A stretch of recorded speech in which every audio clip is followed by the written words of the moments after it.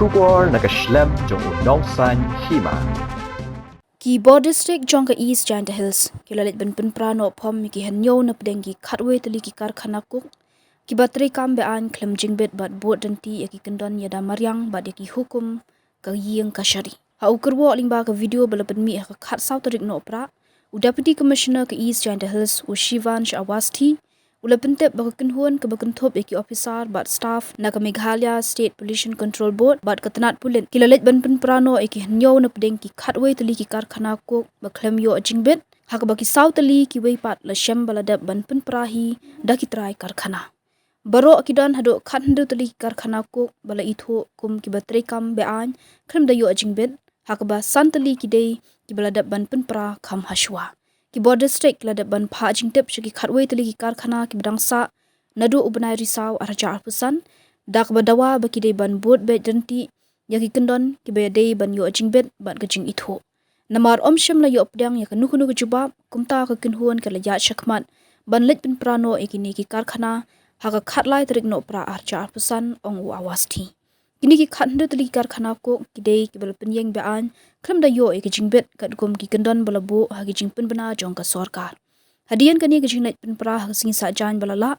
menta baro kini ki khatwe tali ki Karkhana ko ki bomshem la yo jingbet kimla shu ban trekam pentikna u Deputy Commissioner. So as per the directions of Honorable High Court of Meghalaya, joint team under the supervision of SDO Manish Kumar, members from Pollution Control Board and Police Department were given directions to undertake the demolition of all unauthorized coke plants in the district. So in total there were 16 coke plants that were identified who have set up coke plants in the district, but they have not taken necessary authorization as per the norms and criteria as laid down by the government notification. Out of these 16 coke plants, 5 have been demolished earlier. The remaining 11, we had issued a notice to them in the month of October to submit a compliance whether they have obtained necessary permissions for regularization. And since no reply was received from these coke plants,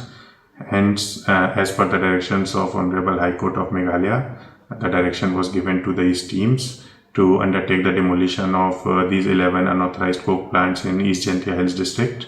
So these teams started their work from Saturday onwards, and as on date they have undertaken the demolition of